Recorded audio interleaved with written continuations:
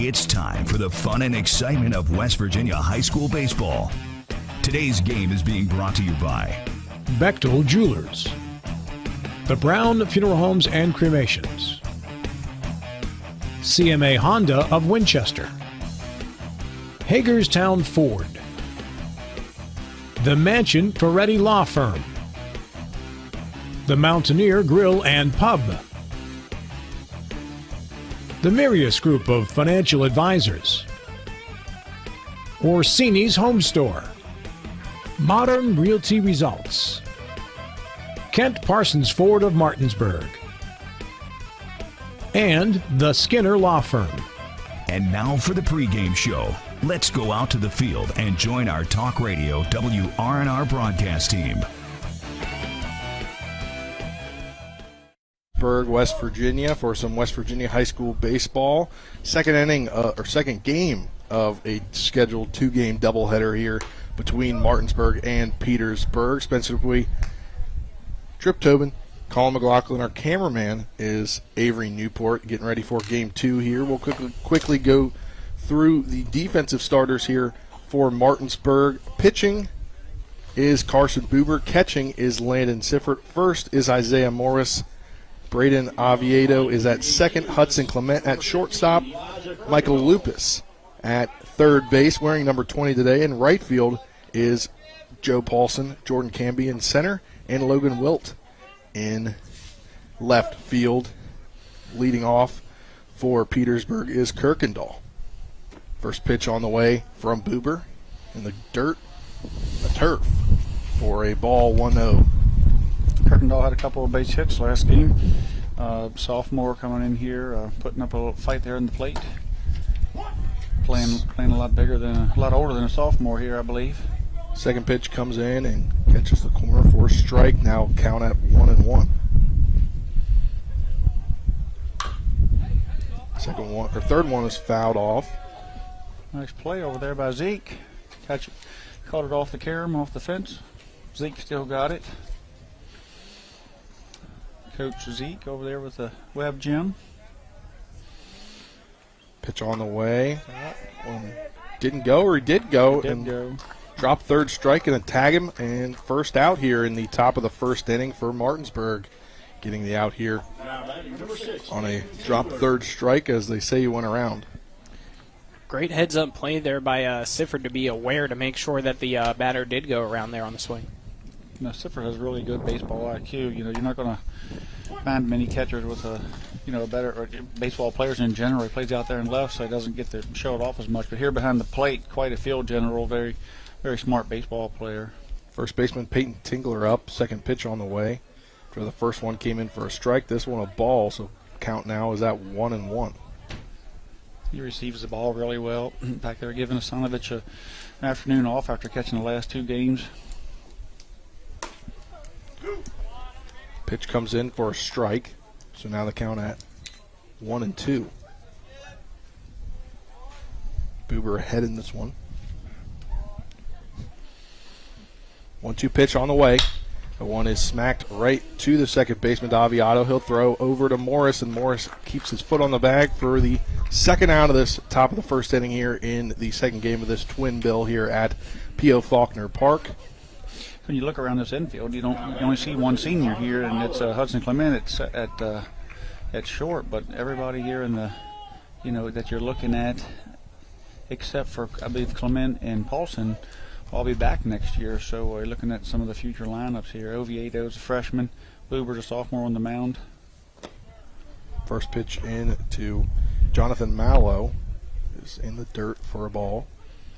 And you talked about that last night on the broadcast with kind of in that Hedgesville game with opposing, or kind of flipped from last year. Hedgesville had the young team, or had the returners last year. This year, Martinsburg has the young team.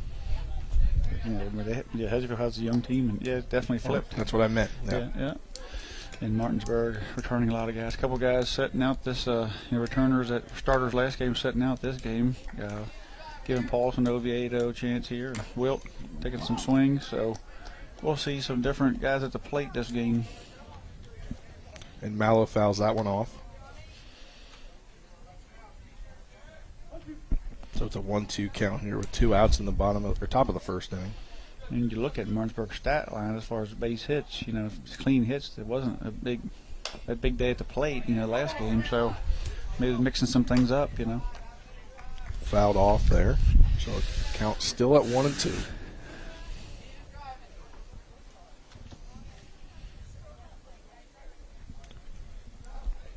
One-two pitch on the way from Buber.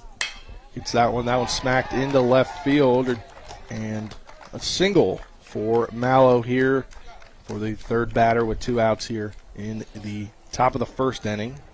So get a man on now as Seville, who is pitching pretty well in the beginning of the first game of this doubleheader, gets up to hit here as he's hitting in both games. Yeah, that was a great piece of hitting there by Mallow. He's proven to be a tough out here today. Senior shortstop, put the ball in play every time, and he makes things happen. Plus, there's some speed out there. So that one is fouled off. He got some good wood on that. Yeah, Seville turned on that one, got an off-speed pitch, and pulled it over there to the batting cage deep. But it didn't go out of the park. I see them chasing it down there. First, I thought it was going to get over into the quarry foul, but must have stayed inside the fence line there.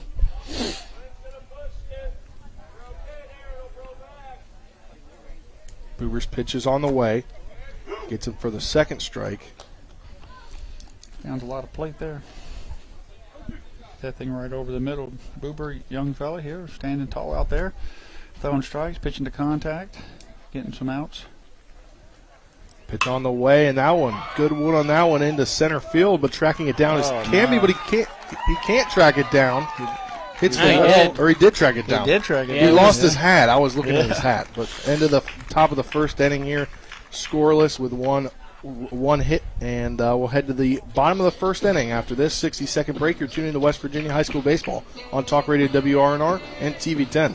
The Palace Lounge in Martinsburg has a brand new list of daily specials. Monday, stop on in for burger night or enjoy a nice juicy steak every Tuesday and Wednesday. The Palace Lounge also offers freshly steamed shrimp Thursdays and chef specials every Friday and Saturday. Sunday is all-day breakfast and there are drink specials daily too. So come enjoy the Palace Lounge. You can find them on Facebook or call 304-267-7520. The Palace Lounge is located at 1350 Edwin Miller Boulevard. If you're in an accident, the first thing that you have to do is call 911.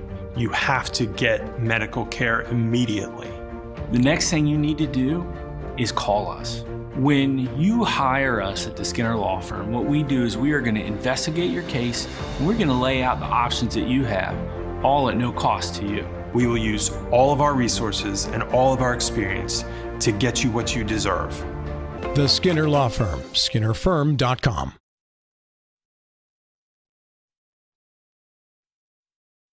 Park in the bottom of the first inning.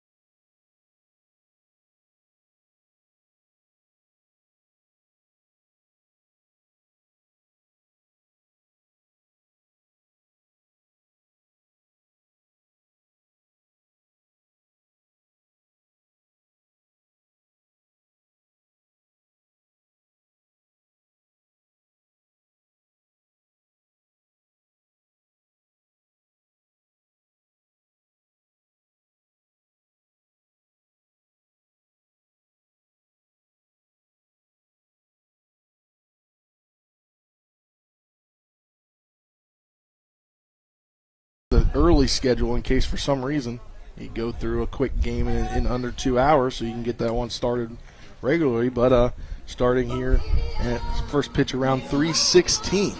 Yeah, went a little longer. Things started things. A couple of long innings there. A couple of long innings created.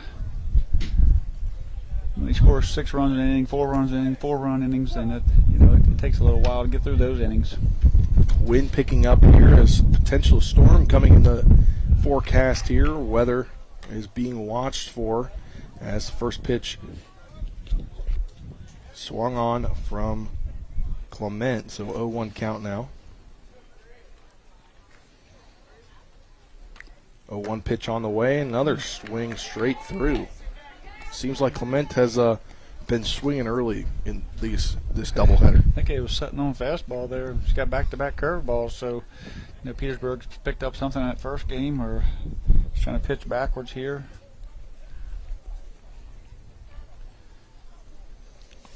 0-2 pitch on the way.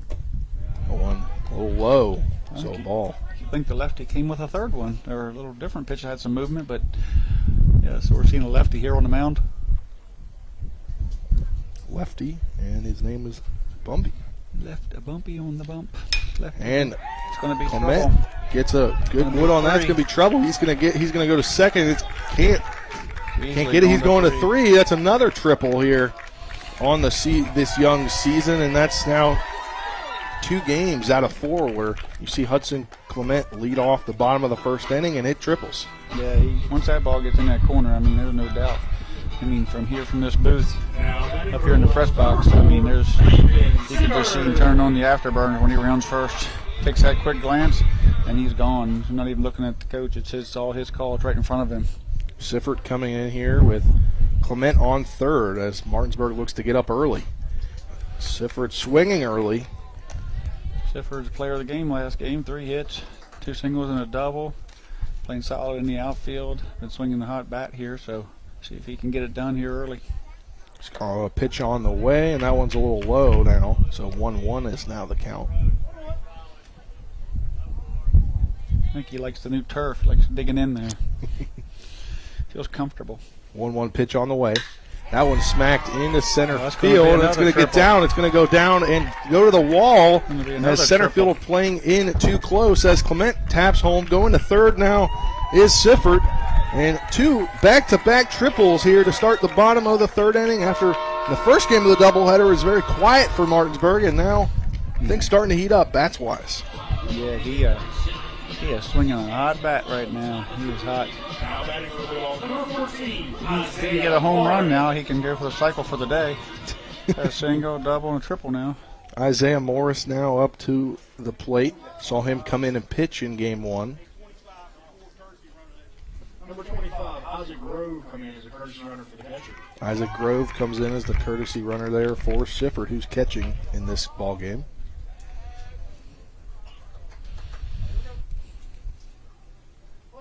Grove embracing that role here on the varsity team, a swing player here, I believe.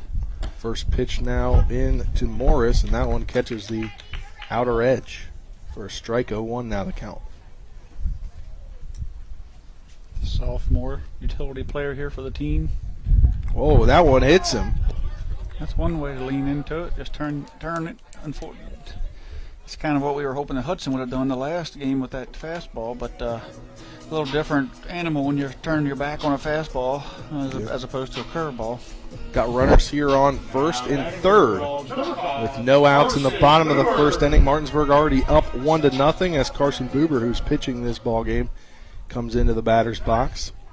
Lineup's really shaken up. You see a timeout here. Buber here on sophomore Buber pitching and batting in the 4 spot. It's impressive.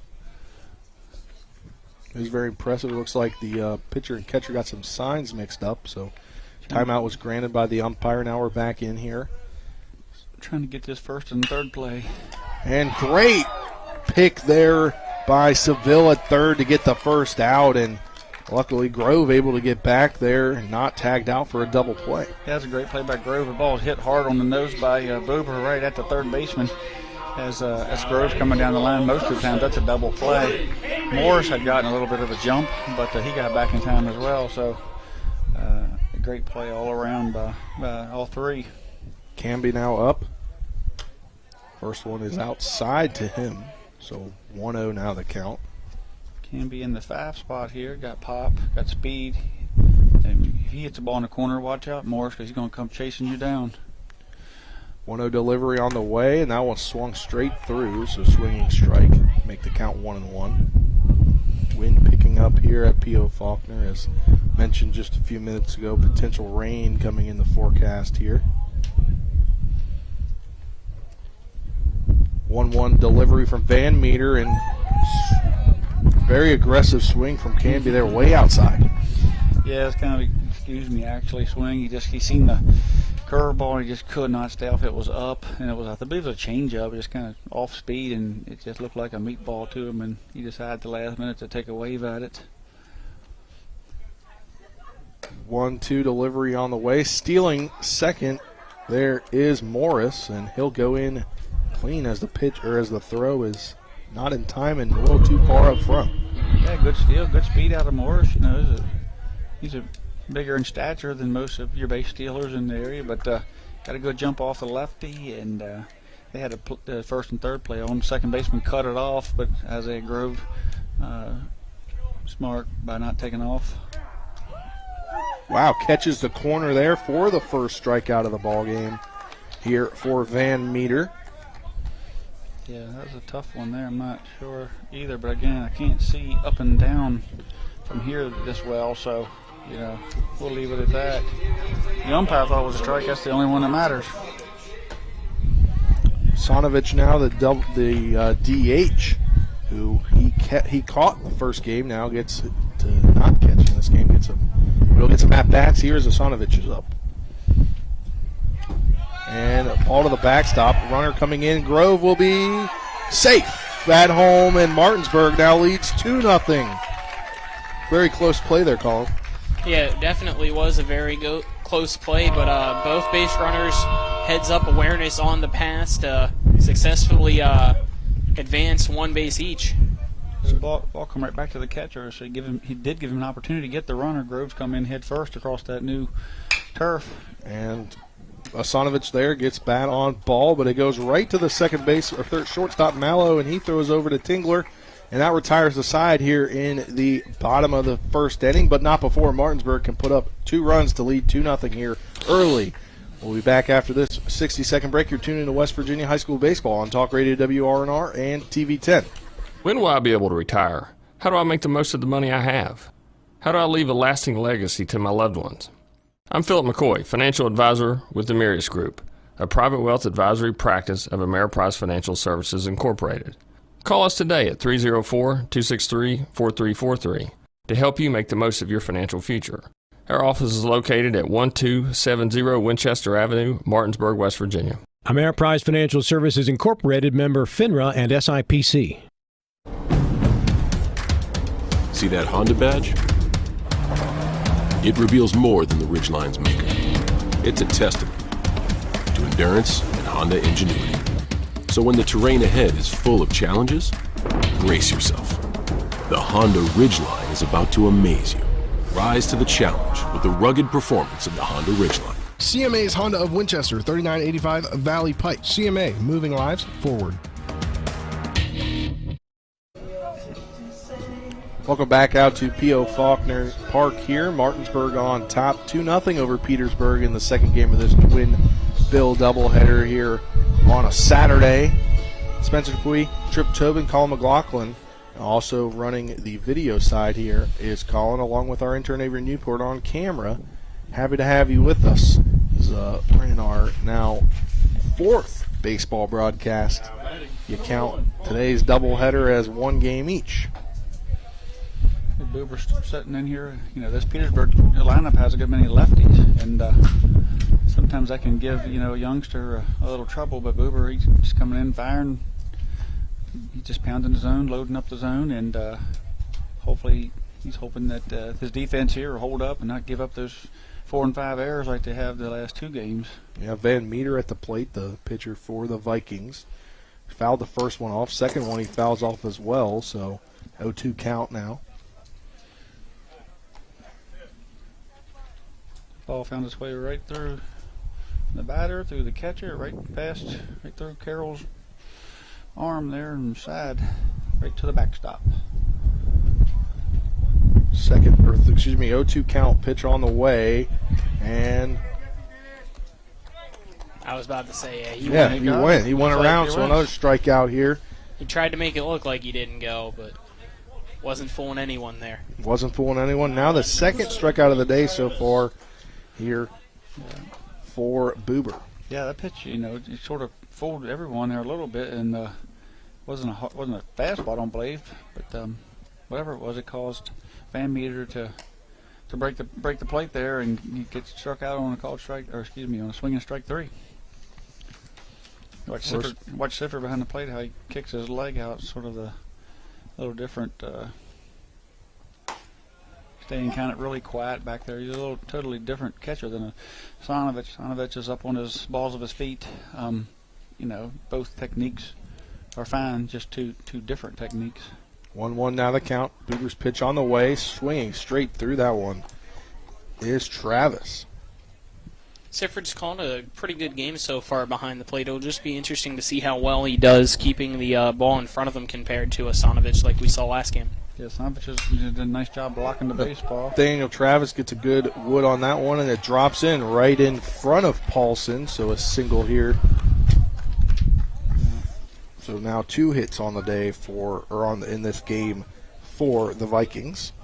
Number 11, Caden Arball. Caden Arball up to the plate.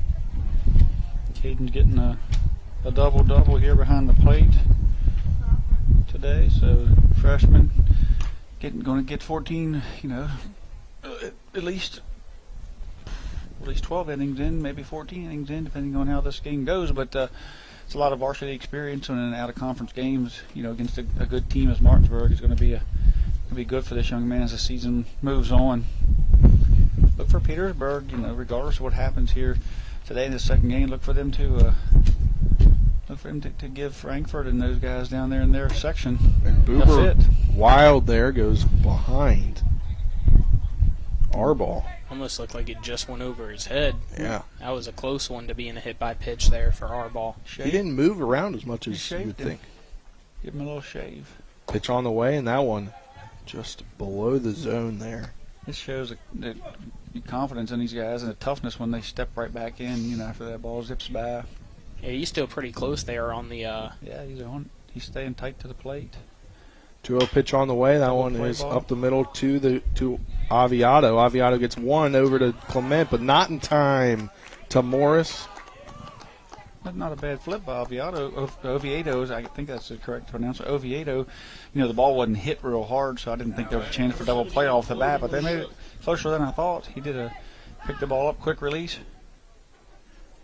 and moved pretty quick there. And of course, you got Hudson's arm coming across, his athleticism and his arm coming across second base. Looks like we got a courtesy runner coming in for Petersburg over there on first base. Running for the catcher. As Logan Lashuk up to the plate, the junior. We were now working with a runner on first.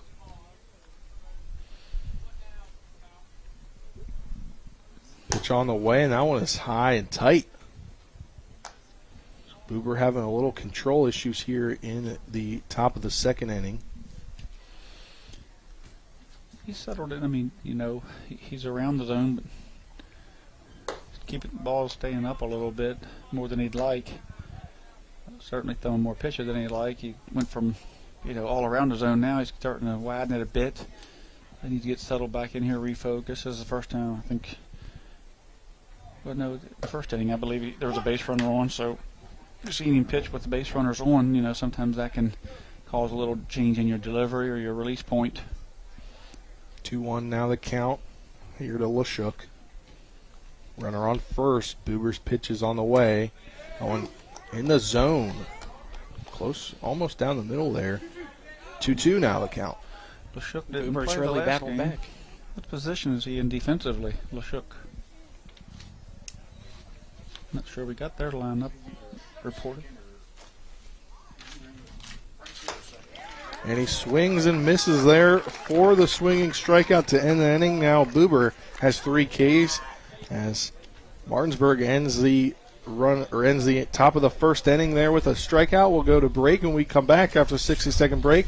Martinsburg will be up in the bottom of the second inning. You're tuned into West Virginia High School Baseball on Talk Radio WRNR and TV 10. When will I be able to retire? How do I make the most of the money I have? How do I leave a lasting legacy to my loved ones? I'm Philip McCoy, financial advisor with the Mirius Group, a private wealth advisory practice of Ameriprise Financial Services Incorporated. Call us today at 304-263-4343 to help you make the most of your financial future. Our office is located at 1270 Winchester Avenue, Martinsburg, West Virginia. Ameriprise Financial Services Incorporated, member FINRA and SIPC. See that Honda badge? It reveals more than the Ridgeline's maker. It's a testament to endurance and Honda ingenuity. So when the terrain ahead is full of challenges, brace yourself. The Honda Ridgeline is about to amaze you. Rise to the challenge with the rugged performance of the Honda Ridgeline. CMA's Honda of Winchester, 3985 Valley Pike. CMA, moving lives forward.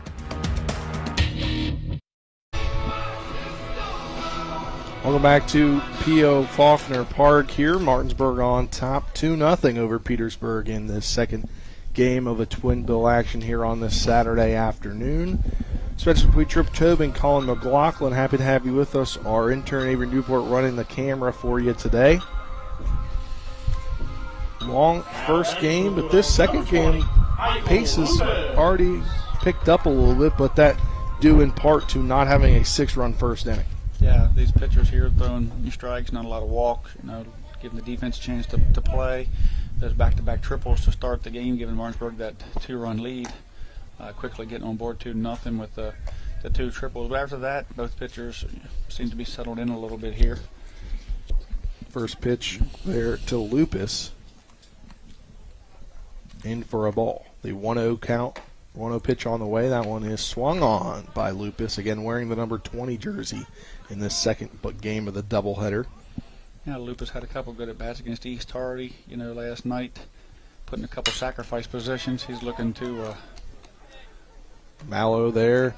He gets the grounder and throws it over to Tingler at first base for the easy put out there as kind of routine ground ball. He got a little rollover there. It's early in the season, a little bit of a slow start. After 3 games here, it's hard to gauge, these guys, but they're quick to get down on themselves, and the coaching staff over there, keeps their heads up, keeps them in the game. You can't get a hit every time, but he does his job in this lineup very well. So we'll see Joe Paulson here for the first time. Yesterday's pitcher didn't get many at bats last year, and I don't think he's had any this year yet, has he? Maybe one against East Hardy. And he puts that one right into center field. It'll be a stand-up single.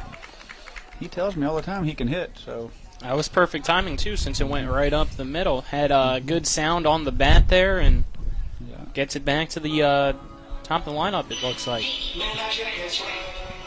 Yeah. No, still got Wilt to go. Okay. I didn't see Wilt since I was covered by the screen. I just saw you saw Clement there coming over, but he's on in the deck. hole. Now he's on. You see Paulson making a good use of his opportunities here. That's what you need to do when you're not, when you don't come out of the billing as a starter. Pitch on the way to Wilt. That one high for a ball. When you're not billed as a starter, beginning of the year, a couple of games go by, and suddenly, you're what you would call, a sub or a substitute or a pitcher only. But Paulson thinks better of himself, of course, and he would like to get in that lineup each day. And in high school baseball, the best hitters play. So if he would continue to hit, give himself an opportunity. Throw over to first there. Paulson gets back in time. Same way with Wilt. Wilt's out there a lot of games, playing right field, getting hit for, and if he can put the bat on the ball, he can change that too.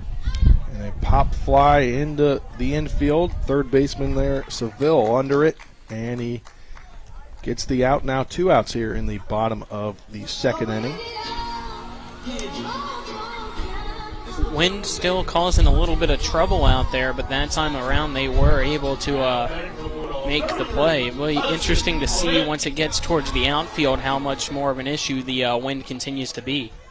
Hudson Clement now back up. He led off the bottom of the first inning with a triple and came around to score on Siffort's triple, next batter up.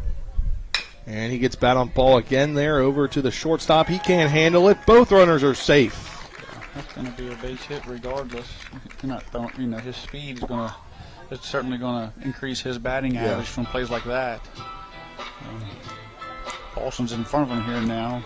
I don't think you're going to see Paulson steal, but if Landon Siffer can stay hot and get one in the gap, you might see more RBIs for him. Yeah, and you might see Hudson chase down Paulson. Paulson, again, not one of the most fleet of foot on the team, so, it'd be fun to see the horse race. Yeah, first one into Sifford there is in the zone for a strike now. The count at 0-1. Both runners with a little lead here. And Van Meter will step off, try to fake out Paulson there to get back to second base. I don't know if I've ever seen a lead quite like Paulson has. He goes off and then inches his way towards the grass. And a pop fly up here, and that one will go over the press box. He's got your typical two-out lead. I mean, he's got your non-typical two-out lead. He should stay deep. He should stay deep. Generally, 0 outs, 1 out. You would push the shortstop back a little bit, then creep back up and make a straight line to third. But for some reason, he's not in his 2-out lead, and the coaching staff hasn't picked it up. But pass ball here. Both runners advance. Both in a scoring position. So it worked out for him. He took a straight line to third. But generally, you would push back because with 2 outs, you want to try to score. So you want to round third and make that turn tight. But he was sort of playing it as a 0, as no out or 1 out lead, and none of the coaches kind of corrected him on that. But he hasn't hit a whole lot. He's a pitcher only here for last year and this year, so maybe we'll show him on film what he did. 1-2 delivery on the way or comes down, and that's a ball now, even at 2. 2-2 delivery on the way, swung on into left center field, both giving chase, and Kirkendall will get it and put it out, or get the fly ball catch, and there we are out of the second inning with no runs on 2 hits for Martinsburg, and we'll head to the top of the third inning here with Martinsburg on top 2-0. You're tuning to West Virginia High School Baseball on Talk Radio WRNR and TV 10. When will I be able to retire? How do I make the most of the money I have? How do I leave a lasting legacy to my loved ones? I'm Philip McCoy, financial advisor with the Mirius Group, a private wealth advisory practice of Ameriprise Financial Services Incorporated. Call us today at 304-263-4343 to help you make the most of your financial future. Our office is located at 1270 Winchester Avenue, Martinsburg, West Virginia. Ameriprise Financial Services Incorporated, member FINRA and SIPC. See that Honda badge? It reveals more than the Ridgeline's maker. It's a testament to endurance and Honda ingenuity. So when the terrain ahead is full of challenges, brace yourself. The Honda Ridgeline is about to amaze you. Rise to the challenge with the rugged performance of the Honda Ridgeline. CMA's Honda of Winchester, 3985 Valley Pike. CMA, moving lives forward. Welcome back to P.O. Faulkner Park here. Top of the third inning. Martinsburg on top 2-0 here in this second game of a doubleheader. Spencer Dupuy, Tripp Tobin, Colin McLaughlin, our intern, Avery Newport, running camera here as already here in the top of the third inning, and Martinsburg up early.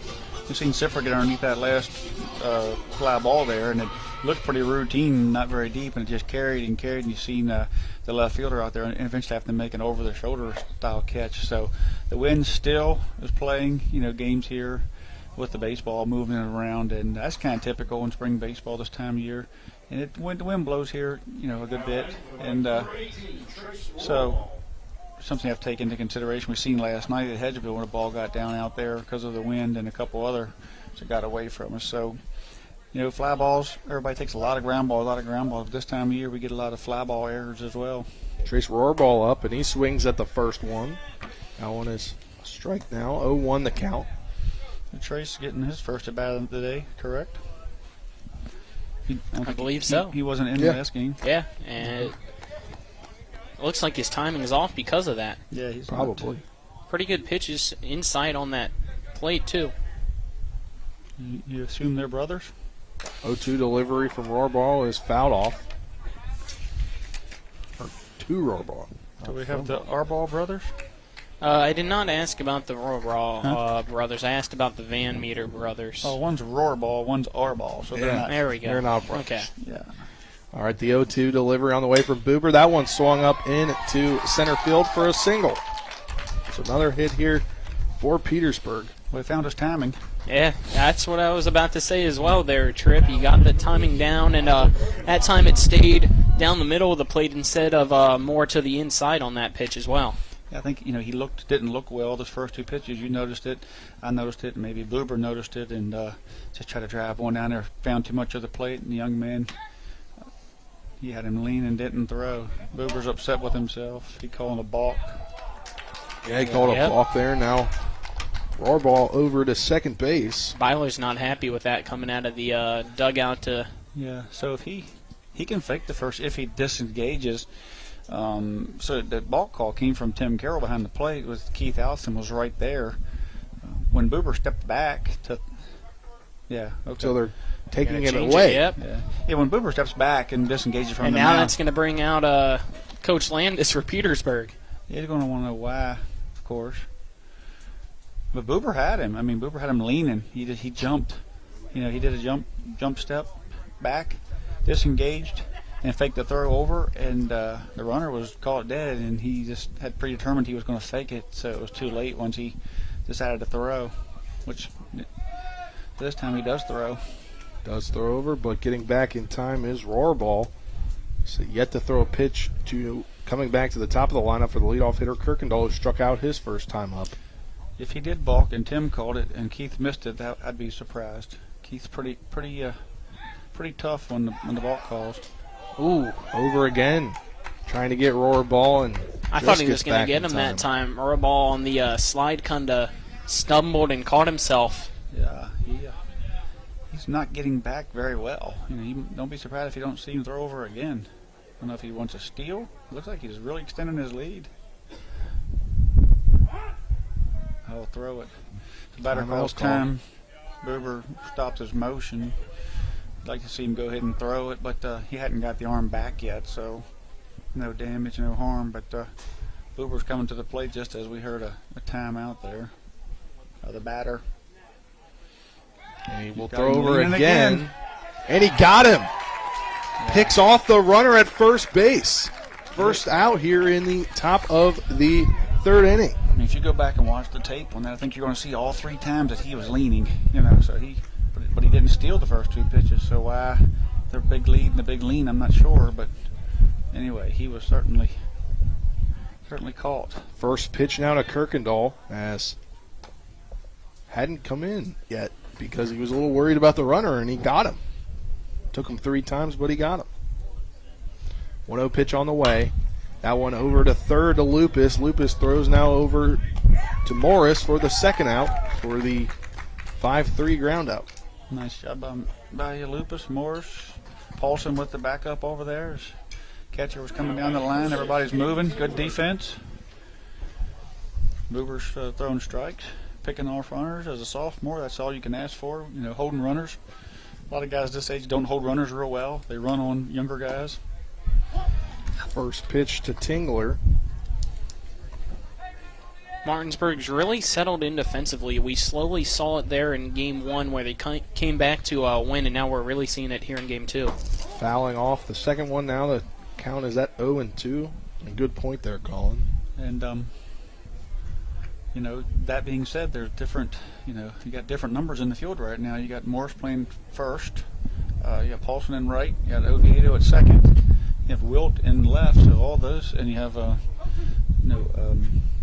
Zipper behind the plate, so you have a lot of position players that are getting an opportunity to get some innings defensively and show the Martinsburg staff what they can do. And at the same time, all the fresh feet out there for Martinsburg, not so much for Petersburg because they only have 13 guys here, so a lot of the same starters. 0-2 pitch on the way, swung on and missed, dropped third strike, but they do call that he swung. Yeah. Complete the strikeout there to end the inning. Martinsburg on top 2 as we head 2-0 as we head to the bottom of the third inning. You're tuned into West Virginia High School Baseball on Talk Radio WRNR and TV 10. We'll be back in 60 seconds. Mayhem is everywhere. I'm your new bangs, and you can't stop staring at me. That's it. Just tilt the rearview mirror over here. And while you're checking me out more times than a library book, your car is wandering into that lane over there. More bangs? Neat. And if you've got cut rate insurance, you could be paying for this yourself. So get Allstate. Call Martinsburg Allstate agent Gary Kelly today at 304-263-4596. A reputation for caring, a legacy of service. At Brown Funeral Homes and Cremations, it's been our story since 1880. A family-owned business, we support the needs and wishes of families. We offer traditional services, as well as many options for cremation, customized remembrances, and pre-planning.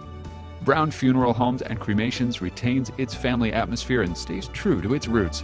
Contact us for advanced planning, or at your time of loss. We're here when you need us. Welcome back to P.O. Faulkner Park here. As Martinsburg leads Petersburg 2-0 here in the bottom of the third inning. Spencer Dupuy, Trip Tobin, Colin McLaughlin are entering every Newport running things. Or, excuse me, not running things on the TV10 side. He does that during the sports mix Monday to Friday, 12 to 1, and re-aired 5 to 6. He's running camera today. Nick Verzolini back in the studio for this doubleheader. I'm running the TV10 side. You are. But you're also talking to us. That's true. Giving some analysis. So we talked about that right to close that segment there where Martinsburg was, had put some fresh feet in there. Petersburg has a pitcher who threw, two pitchers who threw lots of pitches over at short and third, a catcher who's on his second game. So, and he's a freshman as well. Yeah, and he's a freshman. So they only replaced two of their players, and that was, I believe, in the outfield. So a lot of activity. In game one for some of these position players, important position players. And first pitch to Morris is outside for a ball. They're going in the dirt for a ball, and he got hit by a pitch first time up and stole second. But with all that being said, Tripp, Petersburg's not out of this game. It's only 2-0 for Martinsburg right now. Not at all. That's what I'm saying. Yeah, they're playing, and you could see there when the music was playing, they were coming to the center of the field. They still had a hop in their step, and they're not. That was a tough loss when you get up, 7 runs. Twice they were up 7 runs, once in the second inning and later in the, I believe, third or fourth. 2-1 delivery on the way, and that bounces off of the catchers.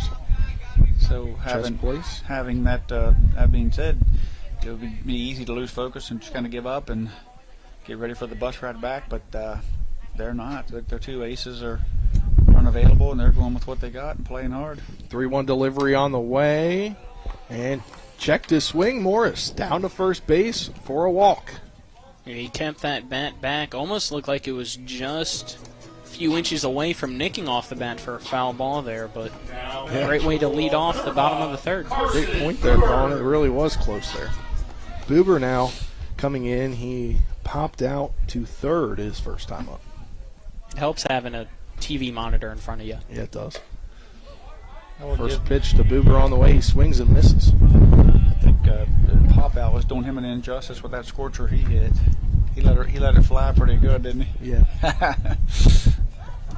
If he popped it up, he might have got on the way the wind's blowing. The line drive guy. Thrown over to try for the pickoff attempt. It's another one of those baseballs where he took a round bat and a round ball and he hit it square last time.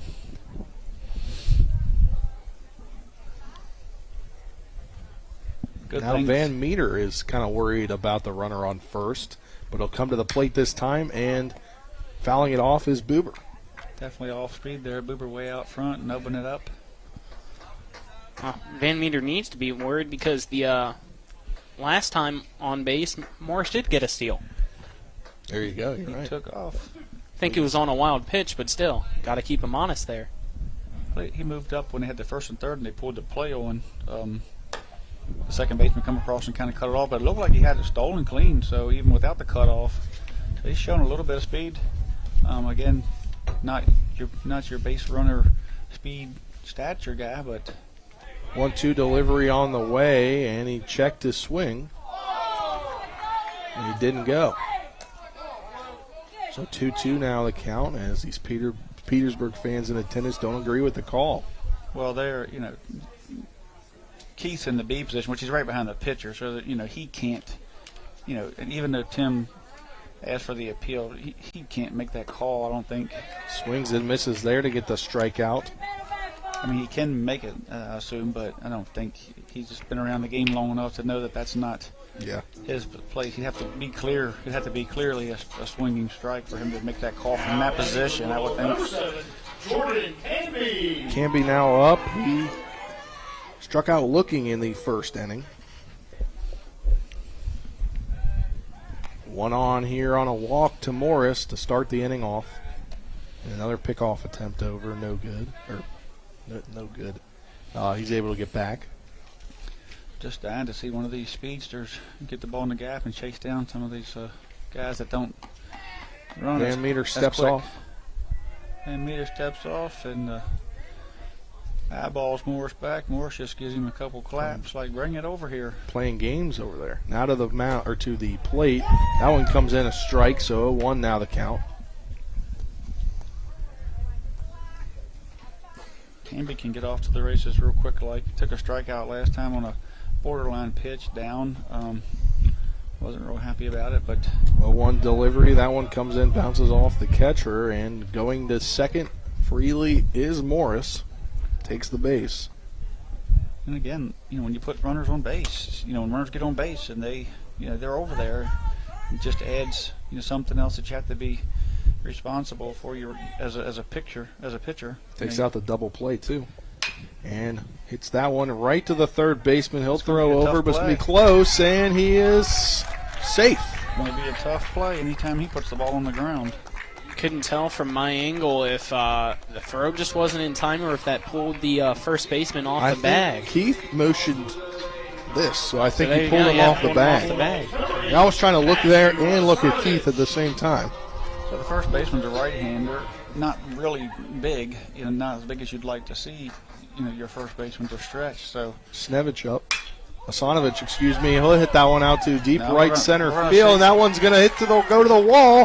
Coming around third is Morris. Now Canby comes around third, and Hasanovich will stop at second, and coming around to score now is Canby, and Martinsburg up 4-0. That's a nice piece of hitting there by Hasanovich, getting Martinsburg getting some production out of the DH spot there. Just a beautiful piece of hitting to the opposite field alley and the right field alley, using the big part of the field. Michael Lupus now up, grounded to a 6-3 last time. First pitch to him is fouled up and out of play along third base side. So Martinsburg has the offense coming in this one early, now up 4-0. 2 runs in the first frame, now 2 runs here in the third frame. Van Meter's pitch on the way, and that one is just up high for a ball. When Van Meter takes a little off that pitch, it certainly looks hittable, but it gets the hitters out on their front foot. Just never drops on the breaking. Yeah. There's one. Tried it again. Yeah. Didn't get it. Didn't get it. Now 2-1 to count. It's not bending at all like Seville's not Seville, who was the second pitcher last time. Mallow, yeah, he had a really nice curveball. 2-1 pitch on the way, and that one swung out into center field, and center fielder is tracking it, but it's over his head into the wall.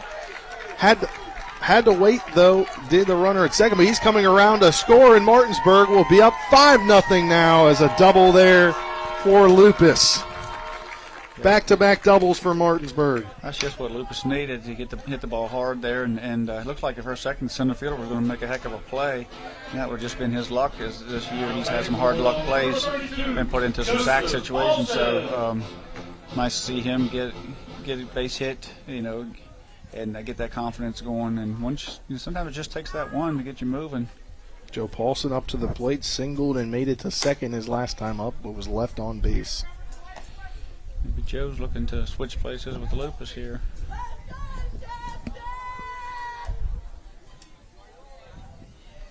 Joe's a big, tall, lanky right-hander. 1-0 pitch on the way. That one catches the zone for a strike.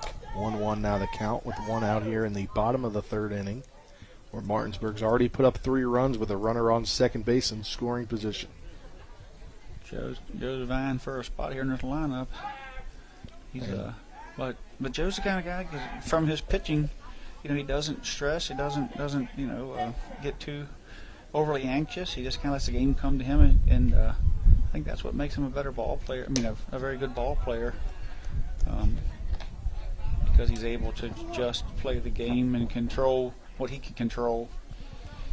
Van Meter's still deciding not to throw that breaking ball, even though the past couple times it's never really found the strike zone. 2-1 pitch on the way. That one is popped up into short center field, and it's trouble. It's going to bloop for a single. Going to third base now is Lupus. He'll get in, and having to come back to first base there was Paulson. So Joe didn't get didn't square it up and hit it solid like he did the first time, but he's still getting the base hit in the book, so I'm sure he has to be happy about that. Roball was playing too deep back there in the outfield after the past couple of hits that have caused issues. He decided to play really far back, and that's why just was able to fall right in front of him. Yeah, I believe. Also, a lot of shifting going on in the outfield as well, it looks like. Yeah, and that kind of seemed like to be reasoning why their balls are going over the head. Yeah, Lupus had pushed him back with that shot of his and Sonovich and Canby, and now you got... Bunt came on, but he pulled back. And almost looks as if he is frustrated that he pulled back there. And Martinsburg, after striking out, after Buber has struck out, Martinsburg now has 4 hits in a row. I think Wilt's going back, and he's got him. Got him. He's got him now, 2 outs, going back on the pickoff attempt as Paulson just couldn't get back in time. That's because he was leaning and then got fooled when the pickoff initiated. He thought he needed to run to second, and when you get caught leaning like that, you're going to get caught. Yeah, he got caught leaning. I think it's the exact same thing that happened to Petersburg's player there last inning, or inning before. He got caught leaning.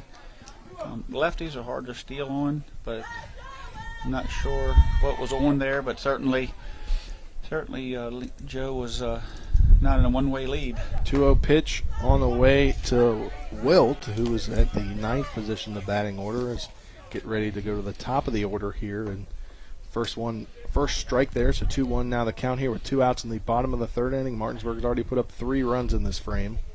That one is dropped or pulled by the pitcher, but he's going to get him out as he's going to get Lupus out trying to score to end the inning.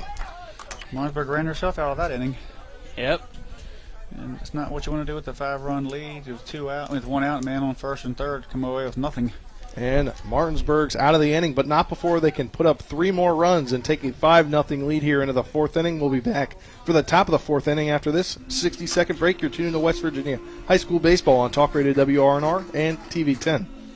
Ever try to collect on an insurance claim? Perhaps a homeowner's claim, auto accident, or fire.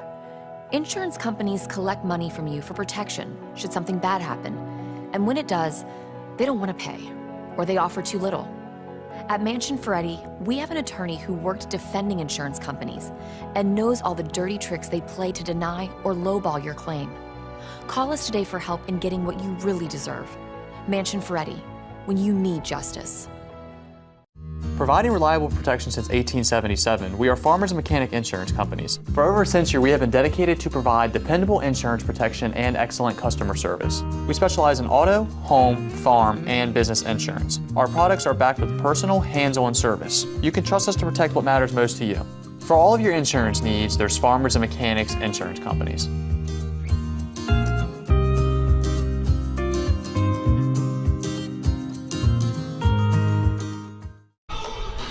Welcome back to P.O. Faulkner Park here. Martinsburg on top of Petersburg here as we head to the top of the 4th inning. Spencer Pui, Trip Tobin, Colin McLaughlin. Happy to have you with us here. Our intern, Avery Newport, running camera. Nick Verzolini back in the studio. And we're now here to Mallow in the order. That's Buber still pitching for Martinsburg. After Coach Bowler seen the numbers that Petersburg could put up and he ran herself out of that inning, he stood over there. He certainly was frustrated. And a battle ball there to center field as Canby tracking it, and he's got it for the first out of the game on a hard fly ball from Mallow. Just carried and carried and carried. And so the wind's been doing all day today. I'm honestly surprised that none have carried all the way over the fence yet. Yeah, me too. This 3 games in a row. But you see him down there, and as the players come in, he had a little discussion with Wilt, who's a sophomore, talking to him about situational baseball, and then he kind of give Paulson and Lupus the eye. So I'm sure they'll get it in the postgame huddle, some instruction. First pitch to Seville is swung on and missed. Seville flew out to center field his first time up in the first inning. Second one in for a strike as well, so back-to-back strikes here. Those are the kind of mistakes that you don't see in the book. That they're not marked down as errors, so you don't see them as errors in the book, but they're mental mistakes. 0-2 delivery on the way from Buber, and that one can't catch the corner. It's a ball, 1-2 now. I was close there on that outside corner of the plate. Yeah, that was a strike last game. Setting up there again. And can't pull it in. So 2-2 now, the count even. So we're in the top of the 4th inning. 2-2 delivery on the way. Holds the bat back there, so now the count is full at 3-2. Uber's really trying to get him to chase here. Past 3 pitches have all been on that outside corner. He's fishing, which is something that's... 3-2 delivery on the way. That one's fouled off over the first base dugout, or over the first base netting, excuse me. 3-2 count here with 1 out in the top of the 4th inning. Martinsburg on top, 5-0. Buber's pitch on the way, and that one out into deep left field, and that one will stay fair. Hits the wall right next to the 305 sign, going rounding first for a double. Cruising into second is Seville. Yeah. Seville's a tough out, as he's shown us all day long. Now batting number 1, Bumby Van Meter. Bumby Van Meter back up. He struck out his first time up, the pitcher in this second game of the Twin Bill. That was some great warning track power there, though, on that last at-bat by Seville. One hop the wall. First pitch is a bunt, and it's going to be placed almost perfectly. Nobody can get to it, and both runners are safe now, first and third with 1 out. Great bunt there. Third baseman's kind of pinned to the bag with the guy on second, so get it up the line. He's got to make a decision on whether to come get the baseball or not. With a 5-run lead, certainly caught the defense by surprise. Yeah, Buber thought that Lupus was going for it, but Lupus decided to cover the bag instead, and he hung back. A little bit of communication. I think if they communicate, it may have a chance to get the runner out. Still early in the season, though, so you're going to have miscommunication like that. And you can't take away the fact that it was just a great surprise bunt. Runner's going, swing and a miss. Now going down to get the runner at second, but it goes over into the outfield and turning now to score. Coming to the plate is Seville. So now it's 5-1 here. Martinsburg still on top, but Petersburg trying to make a comeback. I feel like you got to just let that go in a 5-0 game. You can't give up runs in that situation. Yeah, I know it. The guy at second now is no longer the force out, but with a catcher that hasn't been behind the backstop all year long, you just got to swallow that and allow it to happen. Travis at the plate. He singled his last time up in the second inning. First one in is a strike now, 0-1 the count. You didn't quite see the first and third play. Oviedo, the freshman, who's I don't know how much he's ran it with with the first team, but he didn't seem to be there. But the throw sailed high. And bat on ball again here to Clement. Clement tries to field it over for the out now. So 2 outs here, but runner moves over to third from second. Great play by Hudson. Great athleticism there. Coming up, making a top 10 play there. So back to the steal. The problem I think is the ball was up and in, and it forced Sifford up, and he didn't have a good throwing lane. So I'm not opposed to throwing down there. Just need to have the play on. He needs to eat it if he can't make a good throw. Our ball here. He swings, and it goes over to Lupus. Lupus to Morris, and gets the out and ends the inning, but not before Petersburg can get 1 run in, and it's 5-1 now. Martinsburg still on top. We'll head to the bottom of the 4th inning. You're tuned into West Virginia High School Baseball on Talk Radio WRNR and TV 10. We'll be back in 60 seconds. Ever try to collect on an insurance claim? Perhaps a homeowner's claim, auto accident, or fire. Insurance companies collect money from you for protection should something bad happen. And when it does, they don't want to pay, or they offer too little. At Mansion Ferretti, we have an attorney who worked defending insurance companies and knows all the dirty tricks they play to deny or lowball your claim. Call us today for help in getting what you really deserve. Mansion Ferretti, when you need justice. Providing reliable protection since 1877, we are Farmers and Mechanic Insurance Companies. For over a century, we have been dedicated to provide dependable insurance protection and excellent customer service. We specialize in auto, home, farm, and business insurance. Our products are backed with personal, hands-on service. You can trust us to protect what matters most to you. For all of your insurance needs, there's Farmers and Mechanics Insurance Companies.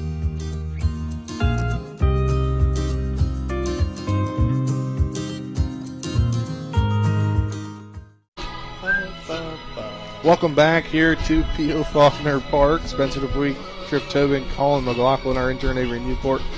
Running camera, Nick Verzolini back in the studio. Happy to have you with us here in the fourth inning, the bottom of the fourth inning. Martinsburg on top of Petersburg 5-1 after in this second game of a doubleheader here.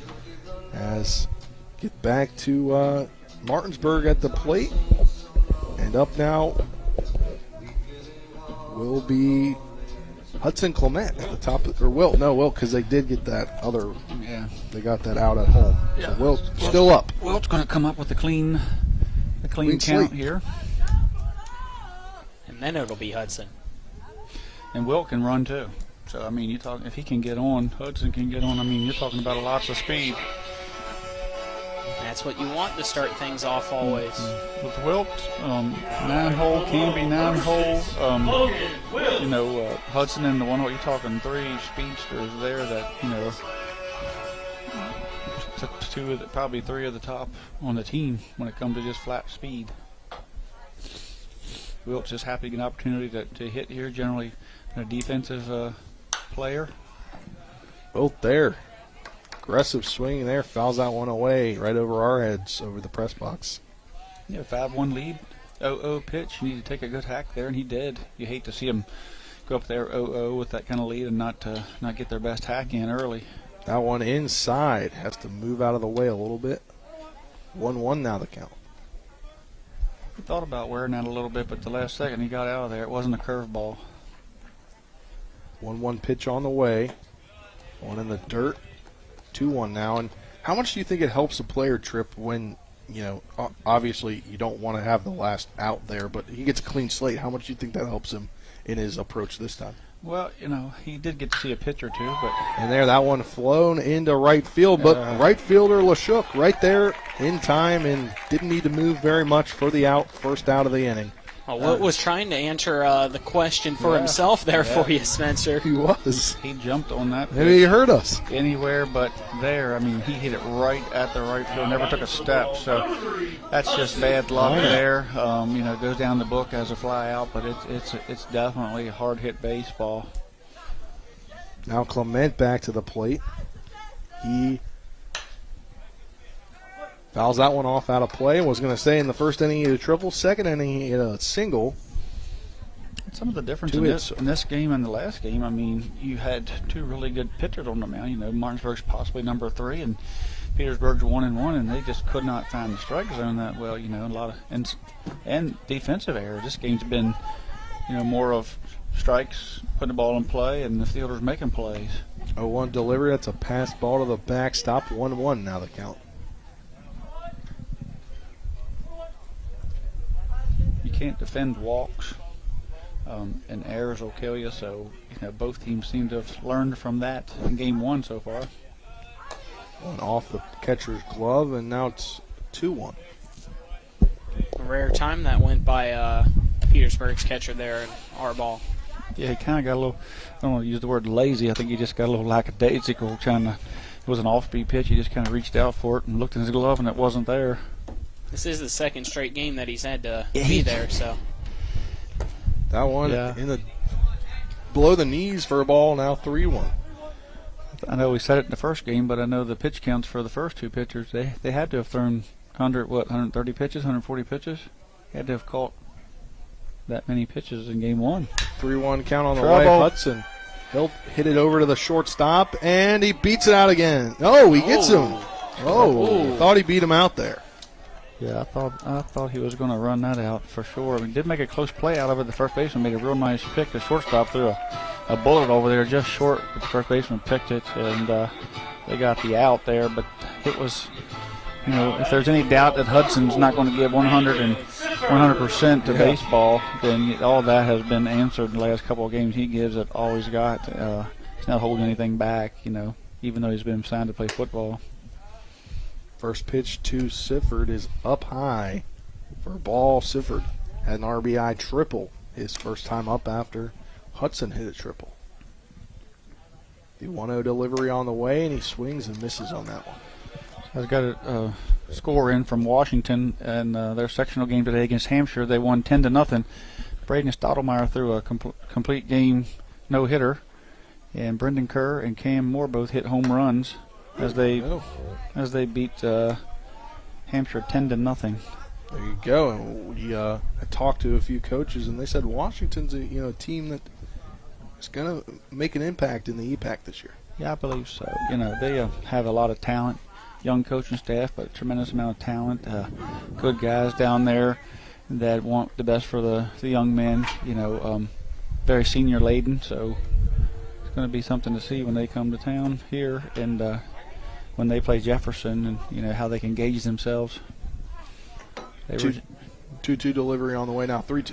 They weren't that far away. They had a good lead on Jefferson last year. And they beat them the first game, I'm pretty sure, right? They beat them and then come back and got beat and then had them down in the section. And it looked like they were going to eliminate them and go to state with all the juniors they had. But Jefferson came back, being who they are. Hung in there and fought back and got it done. Sifford walks there, and it gets a courtesy runner here. Yep, it looks like it's going to be Isaac Grove again. Isaac Grove again with the courtesy runner here on first. Now Morris back to the plate. He got hit by the pitch his first time up, stole second, and then walked his second time up in the third inning. He's swinging there, first pitch swinging. If he would have got bat on ball there, I don't know where that would have gone. Yeah, he was after that one. But like I said, good at 5-1, in the 0-0 count, you should be swinging hard, looking for your pitch. And, I don't think any coach is going to have a problem with you taking that kind of cut early in the count. Whoa, and he's got to get down. I think it hit the glove of the catcher, I think, but I don't know. He doesn't appear to be hit, unless it caught the bat coming down.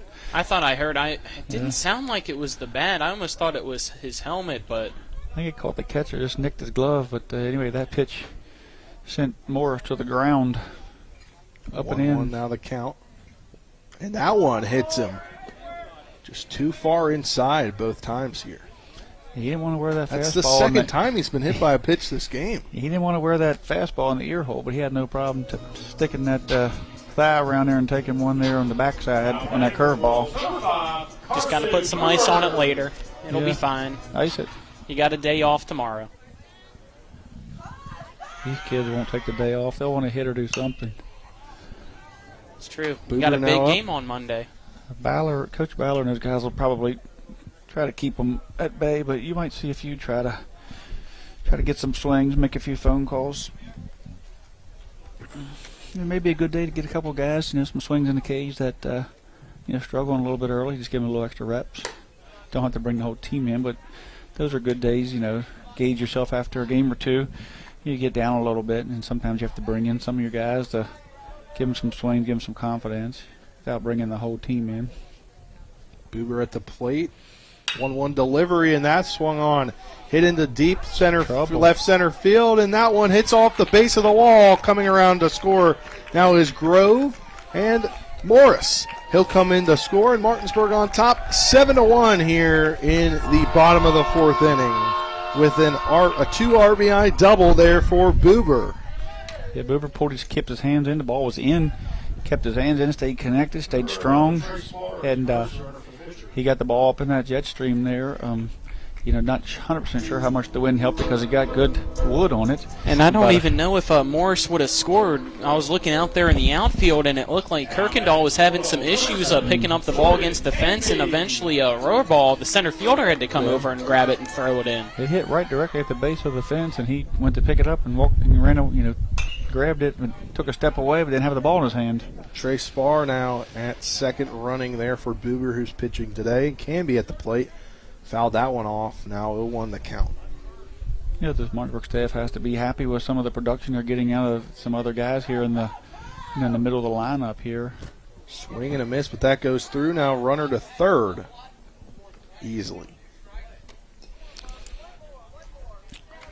You got 2 strikes, 2 outs, man on third, and you can hear the staff over there telling him to shorten up. Now it's a little different approach than 0-0, so now we need to take he needs to shorten this up, get this ball in play, not let the umpire decide his fate. 0-2 delivery on the way. That's way out into the other batter's box. I almost thought we were going to have another passed ball there. Yeah. 1-2 the count now. 2 outs here in the bottom of the 4th inning. Martinsburg up 7-1, and Canby fouls that one off. Might have to go adjust our camera. It looked like it tilted up, but not too bad there. It hit in front of the net. Not a bad crowd for Saturday, and a good group of people here from Petersburg. They only brought 13 with them, but they brought a pretty sizable crowd. 1-2 delivery on the way. That one outside for a ball now. Evens the count up at 2. Really helped that for the most part that storm that you can see if you're watching on a TV 10 or our YouTube page stayed away from us here at the field. Good. So far. 2-2 delivery on the way. Gets that out to the shortstop. It will be trouble, and he's out. Very close.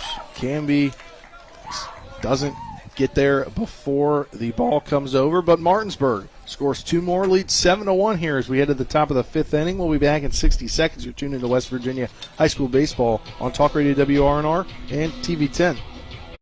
Before the invitations and the dress, the flowers, cake, candles, or vows, there was an answer to a question proposed with a ring. Bechtel Jewelers knows that an important part of your wedding happens before the I-dos. We're a diamond store with an engagement and bridal jewelry selection that's both exciting and accessible. On the big day, there's everything else, and there's the ring. Make sure you get this one right at Bechtel Jewelers in Inwood. Remember when you were a little kid and saw your first deer? Oh, how cute. As an adult, maybe you've had a different experience. Where'd that come from? Bambi mess up your dream machine? Call Cody's Auto Body today at 304-901-4777 and get the work done right the first time. Cody's Auto Body, 851 Wilston Street in Martinsburg, has a team of auto body professionals with a lifetime of experience putting your ride back together again, regardless of how it got that way. Cody's Auto Body. Welcome back to P.O. Faulkner Park here. Spencer Dupuy, Trip Tobin, Colin McLaughlin. Our cameraman is Avery Newport, our intern. Martinsburg up 7-1 over Petersburg here in this second game of a twin bill here in the top of the 5th inning. And Logan Lashuk up here. He struck out swinging his first time up in the 2nd inning. Boober's first pitch in there is for a ball.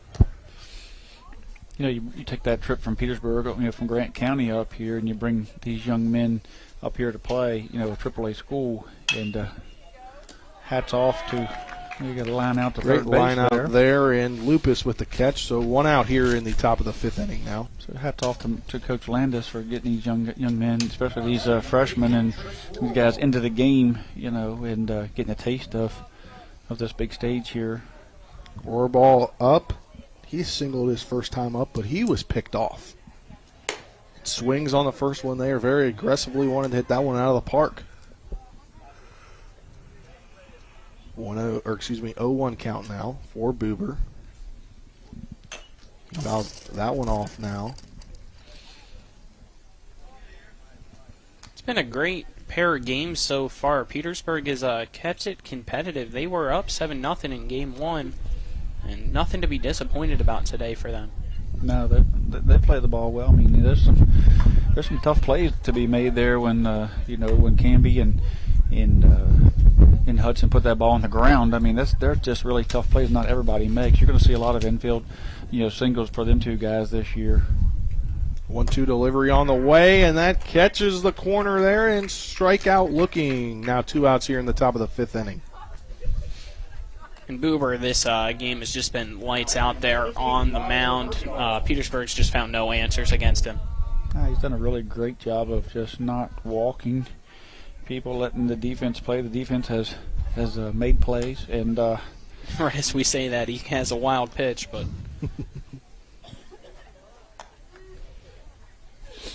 Kirkendall now up. We're back to the top of the lineup. I think the staff has to, the Bulldog staff has to be happy to see that they can make some changes. Should there possibly be injury or soreness, or someone needs a day off, that they have these guys they can plug in that can make it happen and get it done.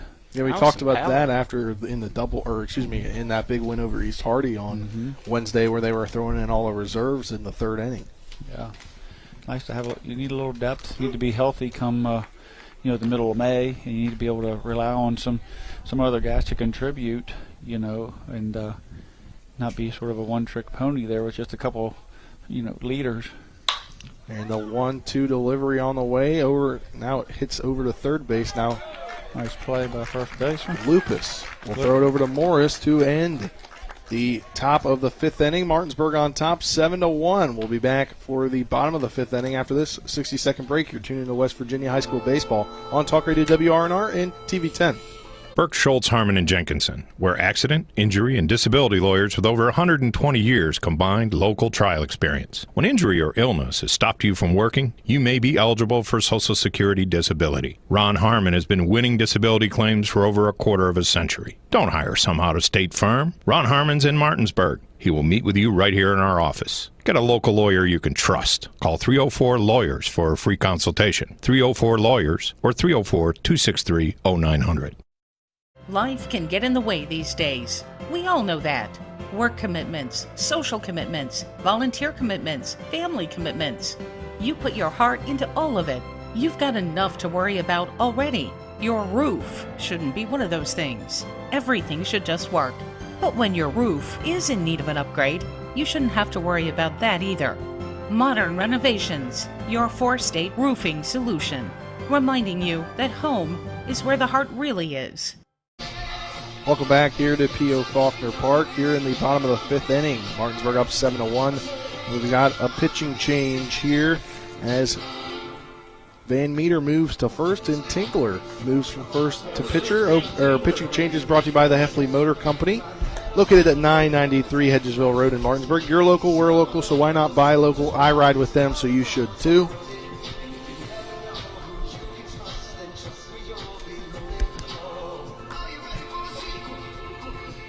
Peyton Tingler's there on the mound, so we can probably, not sure of the stats. We don't have the game changer up and running.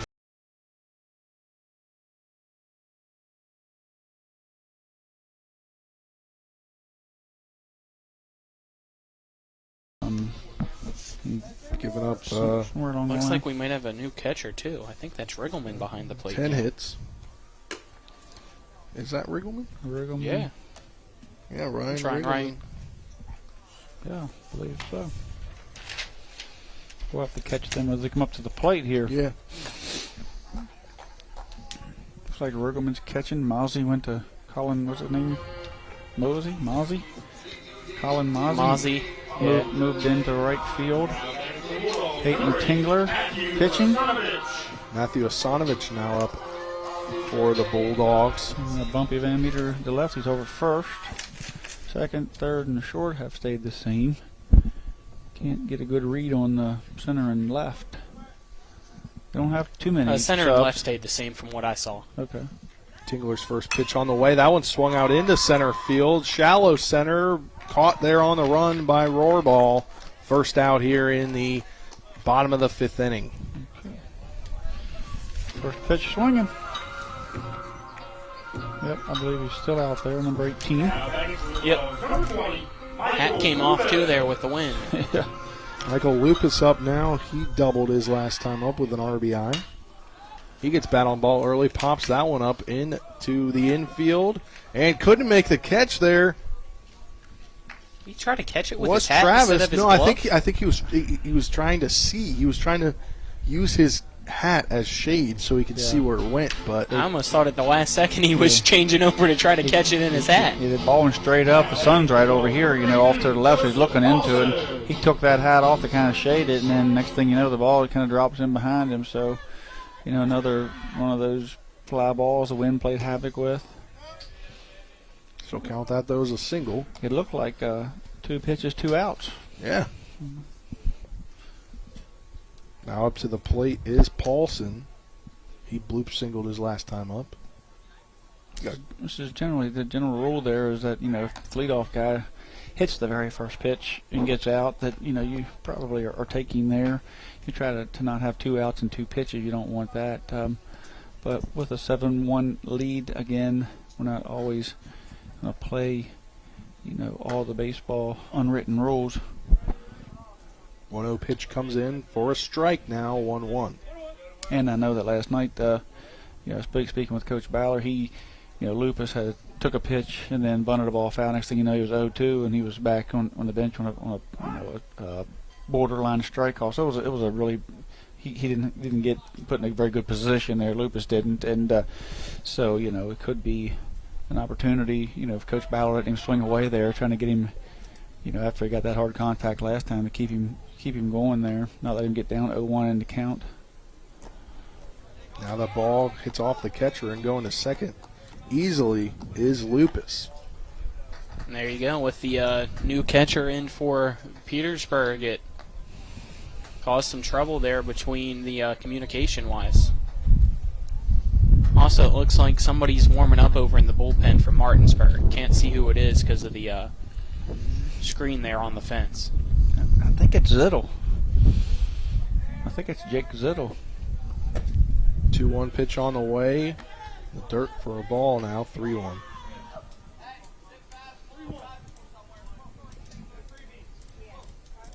He's telling him, go ahead and take a good hack if it's there. If it's your pitch, you like it, let's hit it, So green light here, 3-1 approach. It's the batter's dream, right? Yeah, 3-1 delivery on the way and swinging right through that one is Paulson. He wanted it. Yeah, he did. He's hungry, 2 or 3 games, not getting any at bats. He's going to take some swings here, 7-1. I'm sure it's what the coaching staff would like for him to do,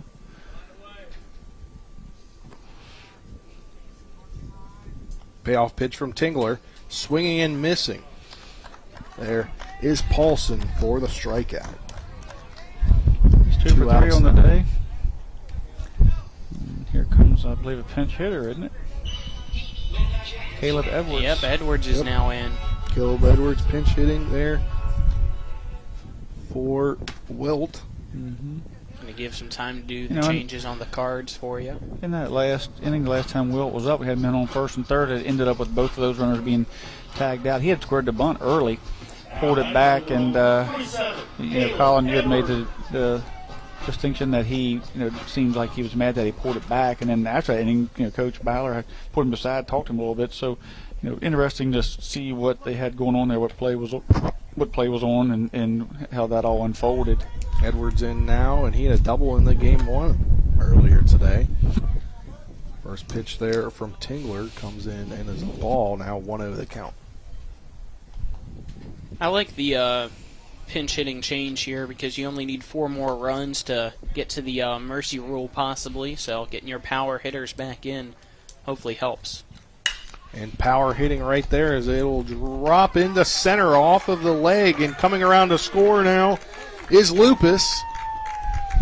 And now it's 8-1. Right on cue with Colin talking about power hitting and more scoring. A doctor's order, man. RBI double from Edwards, who had doubled earlier, an RBI double. Yeah, nice piece of hitting right back through the box. Top spin on the baseball, hit the ground, skipped up, caught the center fielder in the leg, and carried off and allowed him to get to second base. Now back to the top of the order here. I think Looks like we're having another change. He may re-enter Wilt. Yep. So that was just a pinch hit. Number 6, Luke Wilt coming in around. He's re-entered Wilt, so that would be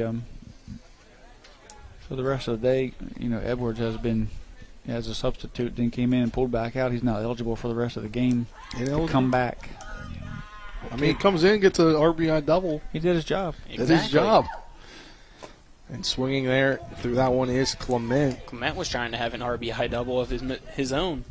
That would make him a homer shy of the cycle then. That's true. He's got a triple and a single in the first and the second innings, respectively. The guy on deck, he can have a cycle for the day. He's had plenty of singles, a double, and a triple. One delivery on the way. That comes in for a strike now, 0-2. That was a beautiful breaking ball right over the heart of the plate. Yeah, Hudson, I'd like to have that one nice back. On that camera. Yeah. It kind of floated in there. It was a hanger. 0-2 delivery from Tingler. And swung on, hit right back up the middle, goes into center field. Coming around to score now is Wilt. And now it's 9-1 Martinsburg on top. RBI single for Hudson Clement, his third hit of the ball game. 2 more runs and it's ball game for Martinsburg. You're in that top of the order there. That's exactly where you want to be. Sifford up. He walked his last time out after an RBI triple in the first inning. Does score Clement. Clement running. And Clement is safe. Stealing second there. Trying to get into scoring position, and he does. Yeah, it's big there. He gets over there, he takes the force off, forces the infielders to make the throw to first to get the last out on a ground ball. Can't take the short out, and also puts himself in scoring position on a base hit with that speed. A 1 delivery on the way outside for a ball. 1-1 now the count. Flags are flying. Let's see, Vic Lupus hasn't went out and fixed his flag out there yet. Still holding on.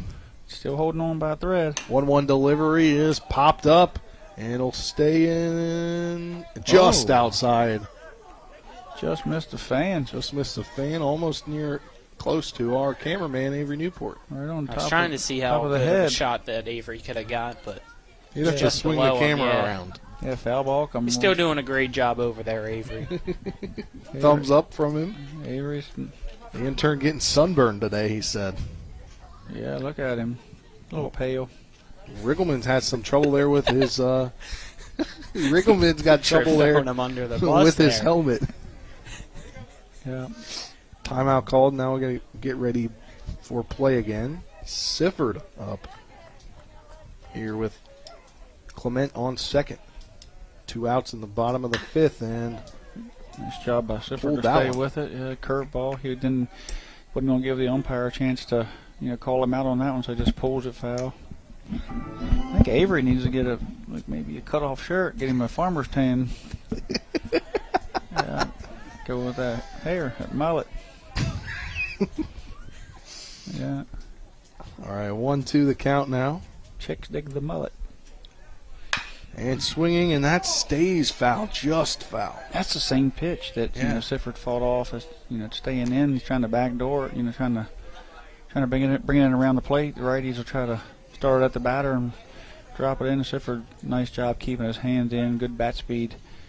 He's feeling pretty confident right now. Good at bat. 1-2 delivery on the way, and that one up and out for That was a ball. Great plate discipline there after 2 fastballs that you've just barely missed fair. An off-speed pitch. Sifford seeing the ball well, as you can see by his 2-2 average. delivery on the way. Another off-speed pitch there that he fights off. So to get to get even if he gets out here, he's seen enough pitches with 2 strikes to get what we would call a quality at bat in the in the books there, the game changer, and it's something that you look for. But look for him to hit the ball hard. 2-2 delivery on the way. That's outside. Now Clement unevaded to third base. And that's what happens when you get later in the game. It starts to wear on you a little bit. Second late in the second game of a doubleheader, and you just kind of forget about the runner. And when that happens, hungry base runners will take the base. 2-2 delivery on the way. That one is low. Well, I guess it is 3-2. So now it's a walk. Runners on first and third here. 2 outs for Morris. I'd look for Sifford to move up and be that. Game-ending Groves. run. Yep. I look for Grove, the pinch runner, to move up so that Morris has the opportunity to end the game with a base hit here. You got to be careful, though, because you still have 2 outs, so if you get caught stealing, then... Yeah, you're still up 9-1. Morris here been hit twice and walked on pitches the other time. He's going. He's going. And he'll go unevaded. They call the strike. There you go, though. 2 runs in scoring position, and you only need 2 runs to get to the mercy rule. That's a good at-bat by Sifford to get him there because he's been hot, hitting the ball hard, and to fight those off and to 2 not swing at to bad pitches. This game. Yeah, his on-base percentage, we talk a lot about average, but on-base percentage in high school is huge. And he fouls that one off to the right side. Just missed that line. These high school coaches want these young men on base, that, one way or the other, get the ball on the ground, run the ball out hard, take your base hits. They don't want to see a lot of fly-outs, strikeouts, things like that, selfish at-bats. So that was a great approach to get on base, being the, basically the winning run at this moment, and not to try to force something. Delivery on the way. That one will go into short right field. Coming around to score is Clement. Coming in to score now. And there it is. Martinsburg wins 11-1 here in the bottom of the 5th inning with the courtesy runner scoring the final run. You see the right fielder out there kind of deep. You wonder, why they weren't up with the winning run there, to stop that winning run. But, a lot of decisions be made in these games by these managers. But good win here after going down 7-0. Get 10 run in the first game, come back and get dominant in the second game. Martinsburg wins 11-1 in the run rule of the second game of today. That does it for the game. We'll be back in 2 minutes with the Palace Lounge postgame show. You're tuning in to West Virginia High School Baseball on Talk Radio WRNR and TV 10. The Palace Lounge in Martinsburg has a brand new list of daily specials. Monday, stop on in for burger night or enjoy a nice juicy steak every Tuesday and Wednesday. The Palace Lounge also offers freshly steamed shrimp Thursdays and chef specials every Friday and Saturday. Sunday is all-day breakfast and there are drink specials daily too. So come enjoy the Palace Lounge. You can find them on Facebook or call 304-267-7520. The Palace Lounge is located at 1350 Edwin Miller Boulevard. This is Matt Miller, along with my wife, Dale. As homeowners, we've been through the mortgage process several times, and each time we went to Mark and Cheryl Savitt at the Mortgage Center. They treat you like family with personal one-on-one service, walking with you through the process from application to settlement. Plus, low interest rates and closing costs. The Mortgage Center is on Edwin Miller Boulevard in Martinsburg. Phone 304-267-9040. Or online at mortgagefinancing.com. NMLS number 237527, equal housing lender.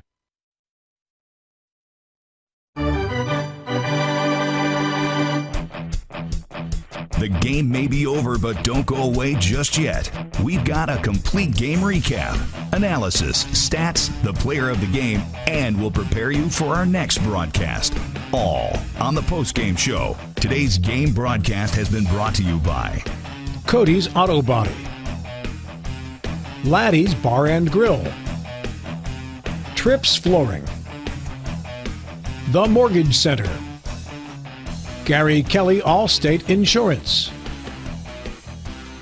Burke, Schultz, Harmon, and Jenkinson, the Heffley Motor Company, the Palace Lounge, Farmers and Mechanics Insurance Companies, Milestone Realty, and by WVU Medicine, Berkeley, and Jefferson Medical Centers. So let's return to the field and rejoin our Talk Radio WRNR broadcast team.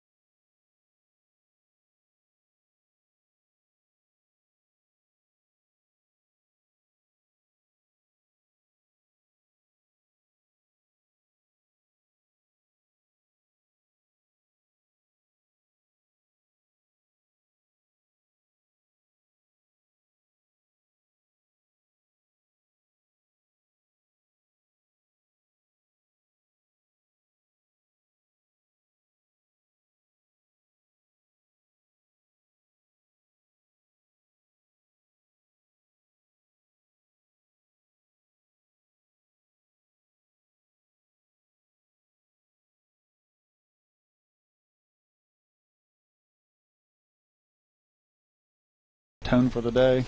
Again, we're on the Palace Lounge post-game show, brought to you by Palace Lounge on Edwin Miller Boulevard with a full lunch and dinner menu, daily specials, and a clean, comfortable atmosphere. Check out the menu on the Palace Lounge Facebook page. We'll now get into the game summary here as Martinsburg takes this one in run rule fashion in the fifth inning, walking it off with an RBI, with a 2 RBI single there from Morris. And Martinsburg, who didn't have early offense, got offense early in this one. 2 runs in the first inning from triples there from both Clement and 1 from Sifford. And then in the second inning, no runs were scored either way. In the third inning, Martinsburg put up 3 more runs as a couple RBI doubles, a bloop single in there, and Martinsburg just went to work there. And in the fourth inning, Buber gave up 1 run on a got the double and then moved the guy over with a bunt, and it kind of just seemed like maybe Petersburg had some light there and just weren't able to do so, as in the bottom of the frame, Martinsburg added 2 more runs as they just continued the offense there with a total of about 13 hits, and in that bottom of the fifth inning, just said kind of put the game out of its misery, and it looks like we're going to be in time because it looks like there's a storm approaching here from the left. Yeah, my sunglasses will start to darken up here. I might be able to take them off, but the wind's kind of still blowing, but yeah, it looks like we might get a little rain here. All right, that was your game summary brought to you by Farmers and Mechanics Insurance Company. When it comes to your home, auto, farm, or business, they're trusted, reliable, and experienced. Call them at 304-263-0809 or go to fmiwv.com. As we're waiting here for Coach Byler as he's talking to his team, obviously a little longer because it's talking about 2 games. Yeah, he's got 2 games. He got some, that first game he's not real happy about, some base running mistakes. Talked about base running when we speak to him a little bit, and that's really not indicative of this team. You have a couple guys in here that are just so baseball IQ smart as far as coaches. You have Coach Byler himself, but then you have, Coach Zeke and Buzzy Jackson, who teach a lot of the base running. Zarnecki does a tremendous job with the pitchers, but when these guys are out there teaching base running, situational baseball is just 2 of the best. So to see, I'm sure Coach Byler is not happy that they're not following those instructions or they're making those small base running mistakes, but things to build on. Certainly you're not going to play perfect games, your first week of baseball, but that's what you do. You play, you find your mistakes, you find your weaknesses, and you work on them, and that's exactly what this staff and this team will do. Last year, brought Jack Risenhofer back, the only young man that was in a varsity uniform, pre-COVID, and end up, winning the section. So that goes to show you what this team's capable of, what this coaching staff's capable of producing, given the length of the season. Colin pulling a fast one on me. He'll probably get Byler here momentarily. Looks like he's bringing Buber in. He would have been my player of the game anyway. Hey, a little early for that, but now we're going to send it down to Colin, right down there, right in front of us here, and he'll have an interview with, as Tripp said, his player of the game. There you go. Thanks, Tripp and Spencer, down here with your WVU Medicine player of the game, Carson Buber. First off, congrats on a gate. They pitched really well there in Game 2. Just talk about how it felt out there being on the mound first time this season. I knew I had to throw strikes. I knew the 2, 3, 4 hitters were good hitters. I had to keep the ball down, throw strikes, get outs. I knew I had to keep it low, throw strikes. All righty, you did well on the other side of the things as well. They were both in Game 1 and Game 2. Still undefeated now, getting ready to head against a big test on Monday against Jefferson. What are your comments there about that? A little bit of a rivalry here in baseball. I think it's a big game of the year. It's no getting easier. We got to win. It's a big game. All right, thank you so much. I'll now switch you out and get Coach Byler over here if he's ready. So appreciate you coming on, and good luck there on Monday. All righty, I'll now wait here for them to switch. I'm now with Coach Byler down here. Congrats, 2 wins against Petersburg. What'd you like from your team today? Well, I didn't like how we came out there in the first game. I thought we were very flat, and I thought, we kind of weren't ready to play. I thought we had a little bit of a hangover effect from the win over Hedgesville. But, credit to them. They were down 7-0 there, and they rallied, and they fought, and they dug in. Petersburg, those two kids they threw are their best two pitchers, and they're going to win a lot of games. So I was proud with that. And then the second game, I thought we just kind of took care of business like we should have the first time. Even though we just heard from Carson Buber there, who pitched a really great game there in this second game, what are your comments about his outing? Well, I think, 63 or 64 pitches in 5 innings? I think that speaks for itself. So proud of him. He's only a sophomore. The sky's the limit for him, and we just got to make sure we keep his arm healthy, and if he throws strikes like that, he'll win a lot of games. All right, quickly here before it looks like it's about to start raining, what do you hope to see on Monday, a big test against Jefferson? Yeah, we're excited to go to Jefferson. Anytime you go down there, it's not easy.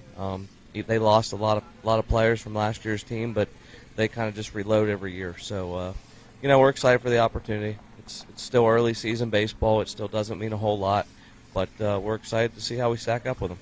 All right, thanks, Coach Byler. Congrats again on the win. Send it back up to Spencer and Tripp. Guys, take it away. All right, thanks, Colin and Coach Byler and Carson Buber there. Colin pulling a fast one on me, getting what happened to be your player of the game. We'll get into that right now. Your player of the game brought to you by WVU Medicine, Berkeley Jefferson Medical Centers, leading healthcare here and everywhere.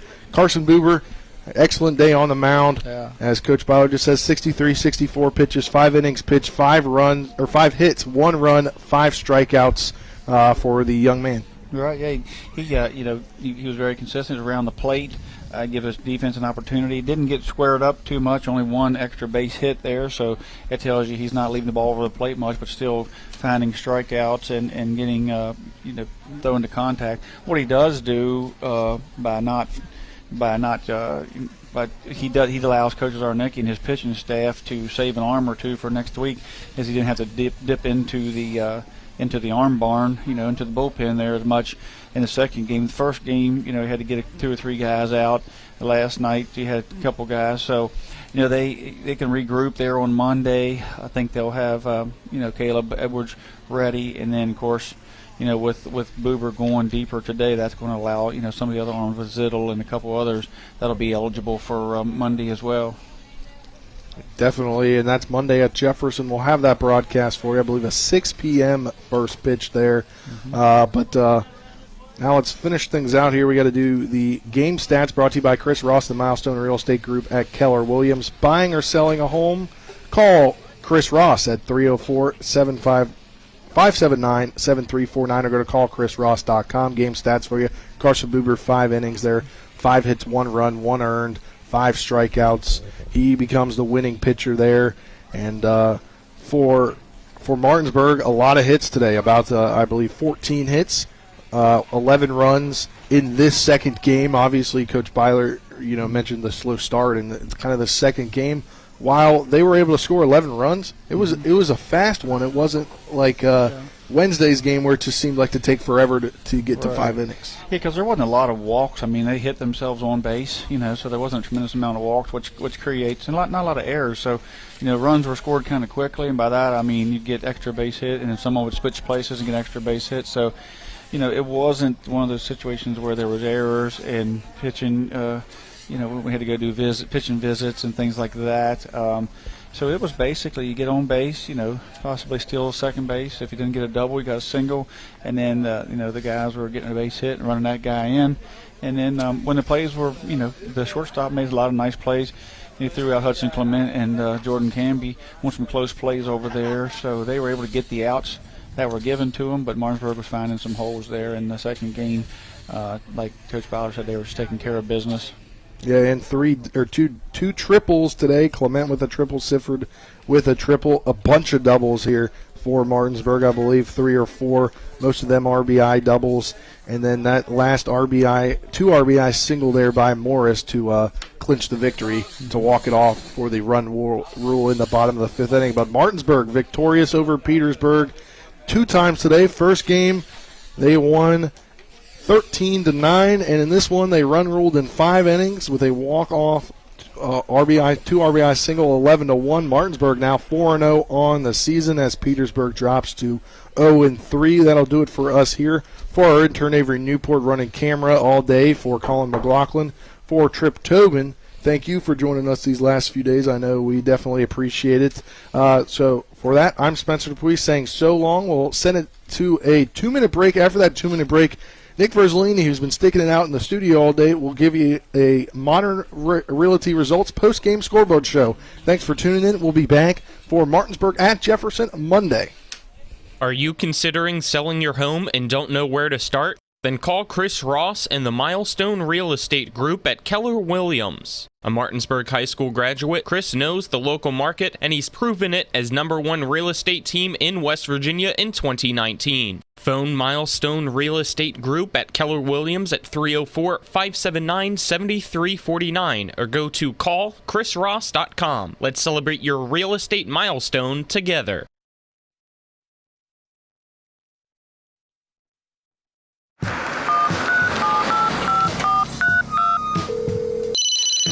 Hello? We're here again 3 times in the past 2 days. You're where? Bechtel Jewelers. Look. Can Mom hear you? No, she's in a diamond coma. Get her the pendant or I will. Hey, that's my credit card. What? Can't hear you, Dad. You're breaking up. It's going to take more than a crying baby to wake her out of this diamond coma. You're going to need a mega dose of jewelry from Bechtel Jewelers. Mayhem is everywhere. I'm your new bangs, and you can't stop staring at me. That's it. Just tilt the rearview mirror over here. And while you're checking me out more times than a library book, your car is wandering into that lane over there. More bangs? Neat. And if you've got cut rate insurance, you could be paying for this yourself. So get Allstate. Call Martinsburg Allstate agent Gary Kelly today at 304-263-4596. Need help learning how to manage your diabetes or nutrition education? The registered dietitians and certified diabetes educators at WVU Medicine will work with you to create a personalized plan to help you achieve your health and wellness goals. The diabetes and nutrition education team at WVU Medicine are certified experts in diabetes education, nutrition education, and diabetes self-care. The Diabetes and Nutrition Education Center, a department of Berkeley Medical Center, is located on Tavern Road in Martinsburg. For more info, call 304-596-6839. We welcome you in. We welcome you into the scoreboard show as the Martinsburg Bulldogs sweeping today in their 2 ball games against Petersburg, and also Washington victorious in its 1 game today, 10-0. Hedgesville was able to beat Frankfurt today earlier, so EPAC teams getting wins in the non-conference. So in NCAA men's basketball, obviously the March Madness tournament going on earlier today. North Carolina upsets #1 Baylor 93-86 in overtime. It was a 42-29 lead for the Tar Heels at the half. Baylor answers with a great second half, but come up a little bit short in overtime, and the Tar Heels advance to the Sweet 16 right now. Kansas in a dogfight in the Battle of the Birds between them and Creighton. Currently, the Jayhawks leading the Blue Jays 56-51 with about 12:05 to go in that one. You can catch the end of that game right here on Talk Radio WRNR, as we'll have it for you in just a few moments after the conclusion of this kind of wrap-up and scoreboard show. In high school boys basketball, state tournaments currently going on in Charleston, and state championships going on, and a lot of teams coming out victorious. Poca winning the AA state championship. AAA is still going on, but that was a big win for Poca to capture states. And in Class A, James Monroe won the state championships. And that does it for me here in the studio. Again, Martinsburg sweeping today against Petersburg, winning the first game 13-9, the second one in 5 innings, 11-1. We will have Martinsburg and Jefferson on Monday. So that one, first pitch scheduled for 6 p.m. and a 5:40 pregame show, so make certain to tune into that. Should be a great EPAC matchup. So that does it for us. and we will have, again, baseball again on Monday.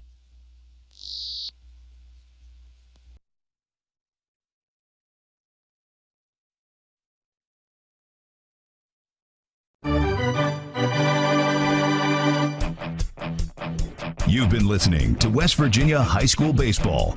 Today's game broadcast has been brought to you by Bechtel Jewelers, the Brown Funeral Homes and Cremations, CMA Honda of Winchester, Hagerstown Ford, the Mansion Ferretti Law Firm, the Mountaineer Grill and Pub, the Mirius Group of Financial Advisors, Orsini's Home Store, Kent Parsons Ford of Martinsburg, Modern Realty Results, and the Skinner Law Firm. For the continued excitement of high school, college, and Major League Baseball, keep it tuned to FM 106.5, AM 740, Comcast Cable Channel 10, and online talk radio WRNR.com. All rights reserved.